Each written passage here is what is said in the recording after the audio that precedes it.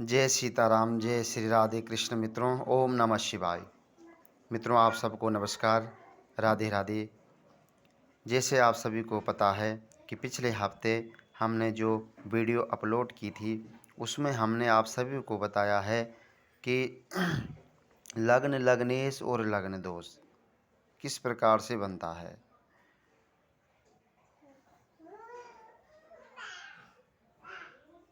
आशा और उम्मीद करता हूँ कि आप सबने उस एपिसोड को देखा होगा भली भांति और समझा होगा।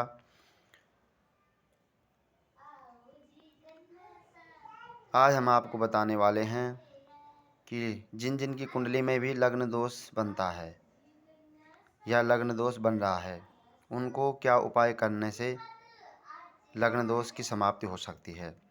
और दूसरी बात, किन किन राशियों में कितने कितने अंश पर कौन सा ग्रह बाल अवस्था, बाल्य अवस्था, कुमार अवस्था, युवा अवस्था, वृद्ध अवस्था एवं मृत अवस्था में होता है, यह हम सब आपको बताने वाले हैं। सबसे पहले तो आपको बता दूं कि लग्न दोष दूर करने के उपाय। मित्रों, अगर यदि सूर्य के साथ 6, 8, 12 षष्टम, अष्टम और द्वादश भाव में सूर्य के साथ अगर कोई लग्नेश अगर अस्त हो रहा है तो उस स्थिति में लग्नेश का रत्न धारण और मंत्र जाप कर सकते हैं। यानी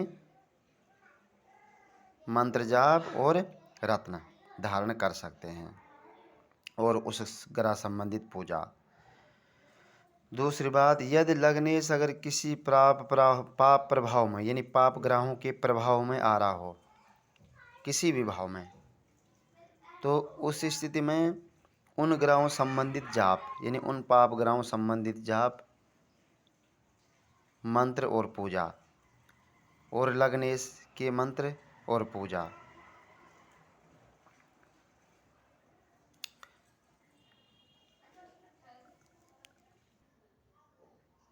मित्रों, यदि लग्नेश अगर नीच होकर के लग्न दोष निर्माण कर रहा है, यदि लग्नेश अपने नीच में की राशि में बैठा हुआ है, मैंने पहले वीडियो में भी आपको बताया कि कौन सा ग्रह किस राशि पर उच्च और नीच का होता है और कितने अंश तक होता है। यदि लग्नेश नीच होकर के लग्न दोष का निर्माण कर रहा है तो उस स्थिति में केवल मंत्र जाप और दान कर सकते हैं। मंत्र जाप और दान, यानी उस स्थिति में लग्नेश का रत्न धारण नहीं कर सकते हैं। ऐसी स्थिति में रत्न धारण करने से उल्टे परिणाम शुरू हो जाएंगे। और आपको एक बात बता दूं कि यदि लग्न दोष अगर किसी की कुंडली में बनता है तो उस स्थिति में व्यक्ति का जीवन काफ़ी संघर्षमय हो जाता है, जो कि मैंने पूर्व में भी बताया है। लग्न दोष होने से व्यक्ति के मान सम्मान में, सेहत में कमी, मान सम्मान में कमी, सेहत में खराबी और आर्थिक तंगी से जूझ रहा होता है। यानी आर्थिक तंगी उसके जीवन में चलती ही रहती है। और इसके साथ ही जो है, जो अन्य ग्रह होते हैं यानी अन्य जो शुभ ग्रह हैं वो भी अपना फल देने में विफल हो जाते हैं, यानी सूक्ष्म फल ही दे पाते हैं। अब मैं आपको बता दूं कि सबसे पहले मैंने ये यहाँ पे लिख दिया, यानी ये समराशि और ये विषम राशि। समराशि कौन कौन सी हैं? वृक्ष, कर्क, कन्या, वृश्चिक, मकर और मीन। विषम राशि मेष, मिथुन, सिंह, तुला, धनु और कुंभ। तो समराशि में जैसे समराशि है, कौन कौन सी है? वृक्ष, ये यहाँ पे वृक्ष राशि है, ये मैंने यहाँ पे सम लिखे। वृक्ष, कर्क, समराशि, कन्या, वृश्चिक, मकर, मीन। विषम राशि मेष, मिथुन, सिंह, तुला, धनु, कुंभ और मीन, सॉरी मेघ। ये जो है विषम राशियाँ हैं। तो इस प्रकार से जो है समराशि में जो है यहाँ पे मैंने ये भी बना दिया, ग्रह 0 से 6 डिग्री तक का ग्रह 25% फल देता है, और 7 से 12 तक का 50%, 13 से और 18 अंश के बीच अगर ग्रह बैठा हुआ है तो 100% फल देगा, 19 से 24 अंश के बीच अगर ग्रह बैठा है तो 50%, और 25 से 30 अंश के बीच 25% रिजल्ट देता है। अब मैं आपको बता दूं कि माना ये समराशि है, समराशि मैंने आपको बताया जैसे वृक्ष, तो ये बुध यहाँ बैठा हुआ है, ये बुध जो है लग्न में बैठा हुआ है। तो लग्नेश मैंने आपको उस दिन भी बताया था कि लग्न रूप वर्ण चिन्ह जाति आय सुख साहस गुण ज्ञान चरित्र इन सब के लिए देखा जाता है। तो बुध यहाँ बैठ गया यानी समराशि में, तो समराशि में जो है बुध यहाँ जब बैठ गया तो समराशि में जो है ग्रह, मानो बुध यहाँ पे जो है अंश पे बैठा हो, यानी मानो 10 अंश पे बैठ गया, यहाँ पे जो है 10 अंश पे, यहाँ पे 10 अंश पे बैठ गया। तो समराशि में जो है ग्रह 0 से 6 डिग्री तक, 0 से 6 अंश तक अगर ग्रह बैठा हुआ है तो वो जो है यानी कि वो मृत अवस्था में है। 0 से और 6 अंश के बीच अगर कोई ग्रह बैठा हुआ है और वो समराशि में है तो वो जो है मृत अवस्था में होता है।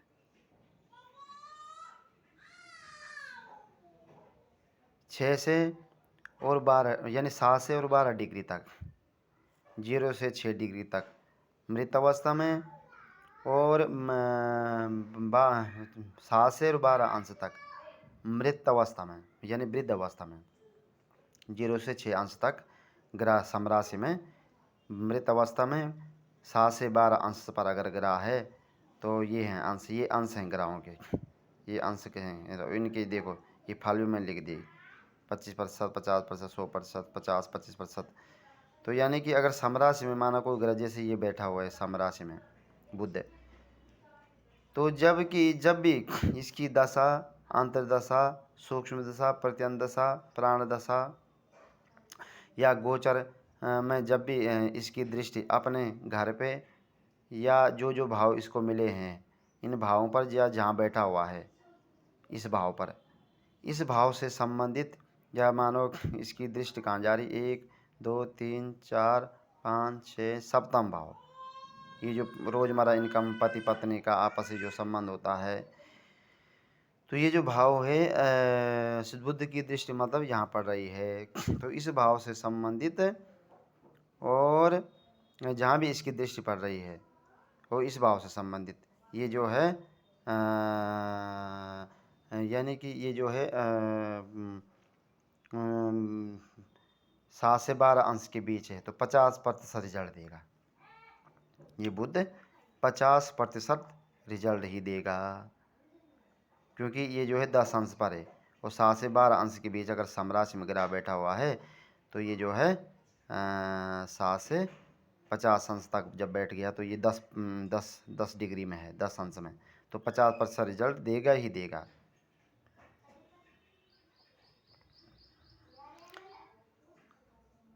फिर से आपको एक बार बता दूं, समराशि में ग्रह 0 से 6 डिग्री तक मृत अवस्था, 7 से 12 अंश पर अगर है तो वृद्ध अवस्था में है, समझ लेना। यानी कि उसके पास अनुभव तो होगा उस व्यक्ति के पास, यानी अनुभव तो बहुत होगा, अनुभव में कोई कमी नहीं है, लेकिन शक्ति जो शक्ति होती है उसके अंदर जो तेज प्रकाश बल होता है उसकी कहीं ना कहीं कमी, यानी 50% ही वो अपना रिजल्ट दिखाएगा। और 13 से 19 अंश तक, यानी 13 से 18 अंश पर अगर ग्रह है तो वो 100% फल दिखाएगा, यानी वो युवा अवस्था में आ गया, वो जो ग्रह है युवा अवस्था में आ गया। और समराशि की बात करता हूँ मैं। समराशि पे 13 से सम या विषम राशि में, सम या विषम राशि में 100 अगर ग्रह बैठा हुआ है 13 से 18 अंश के बीच तो 100% फल देगा अपनी दशा अंतर्दशा में, गोचर में या दृष्टिगत। और 19 से 24 अंश के बीच अगर बैठा हुआ समराशि की बात हो रही है, ये जो पॉइंट होता है ये दोनों पे, सम या विषम राशि दोनों पे फलित होता है। ये जो पॉइंट है ये ऊपर का, ये और ये दोनों, तो ये समराशि के हैं। यानी समराशि में 19 से 24 अंश तक ग्रह बैठा हुआ तो 50% फल देगा। और 25 से 30 अंश के बीच 25% फल देगा। जैसे माना ये जो है मेघ राशि में जैसे चंद्रमा बैठा हुआ है अपना 15 अंश पर,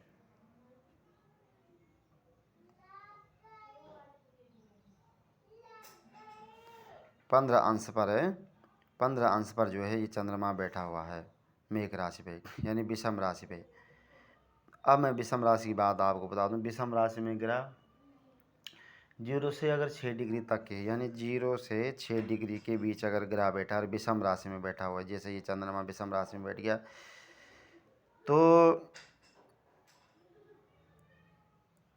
ये जो है समझ लो बाल्य अवस्था में है, बाल्य अवस्था में है चंद्रमा।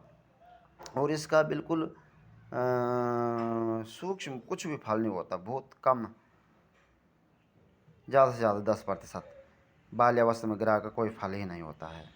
विषम राशि में बैठ गया और बाल्य अवस्था में बैठ गया चंद्रमा, तो ये जो है ये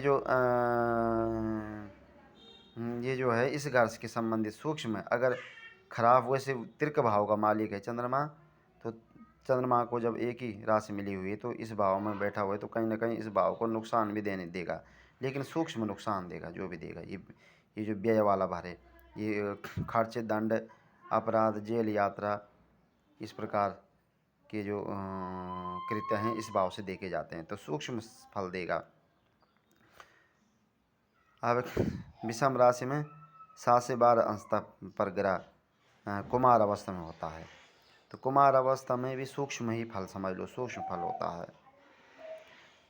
और 13 से 18 अंश पर 13 से 18 अंश पर जो है ग्रह 100% फल देता है। यानी जैसे ही चंद्रमा बैठा हो यहाँ 15 अंश पर,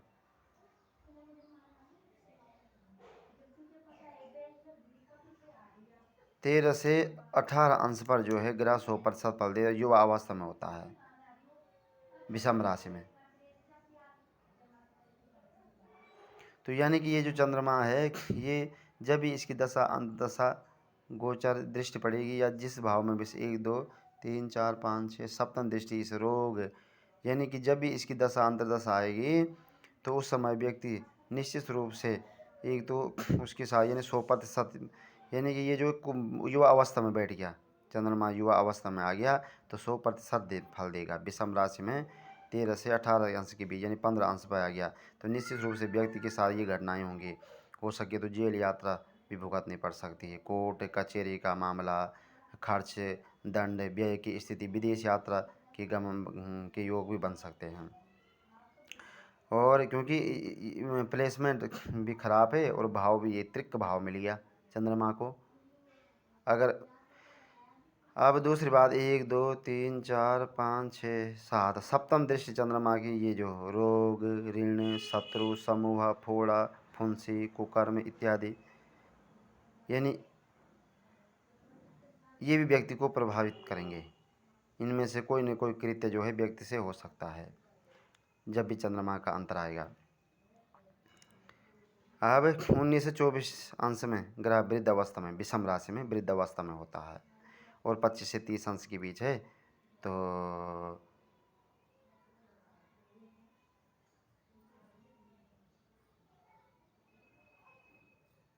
ये जो है मृत अवस्था में होता है। तो इस प्रकार से जो है मैंने आप सबको कहा कि आप लोगों का कोई भी ग्रह सीधे देख लेना है। ये देखो सम राशि वृक्क, कर्क, कन्या, वृश्चिक, मकर और मीन, और विषम राशि मेघ, मिथुन, सिंह, तुला, धनु और कुंभ। तो ये देख लेना है कि मेरा ग्रह जो है कौन सा ग्रह किस राशि में, उसका अंतर तो नहीं चल रहा, और किस भाव को देख रहे हैं, किस किन किन भावों का मालिक है। और अब कोई ग्रह दो भावों के दो राशियों के मालिक हैं, कोई एक राशियों के मालिक हैं। तो इस प्रकार देख लेना है कि निश्चित रूप से जो है उनका फिर यानी कि अगर भाव केंद्र त्रिकोण का मालिक है, अच्छे घर का मालिक है, और वो जो है वृद्ध अवस्था में है या बाल्यावस्था कुमार अवस्था में है, जब युवा अवस्था में ग्रह होते हैं तो उसको उस ग्रह की रत्न धारण करने की ज़्यादा उसको एक्टिवेट करने की आवश्यकता नहीं होती। डीएक्टिवेट और एक्टिवेट करने की आवश्यकता नहीं होती। हाँ, बाल कुमार और वृद्ध या मृत अवस्था में अगर ग्रह है तो जरूर पूजा, दान, व्रत, नियम और रत्न धारण किए जाते हैं। तो इस प्रकार से आप सभी समझ गए होंगे कि कौन सी राशि में कितने अंश पर कौन सा ग्रह बाल्य, कुमार, युवा, वृद्ध और मृत अवस्था में होता है। सीधी सी बात है, ये मंगल बैठा हुआ है, यानी ये मंगल बैठा हुआ है, तो ये जो है किस राशि में है, विषम राशि में है। ये जो है सम राशि में बैठ गया।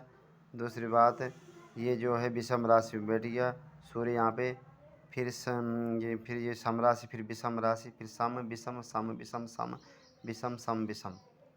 इस प्रकार से आपने देख लेना, मानो जैसे किसी को ब्रेक लगाना है। तो सीधी सी बात है,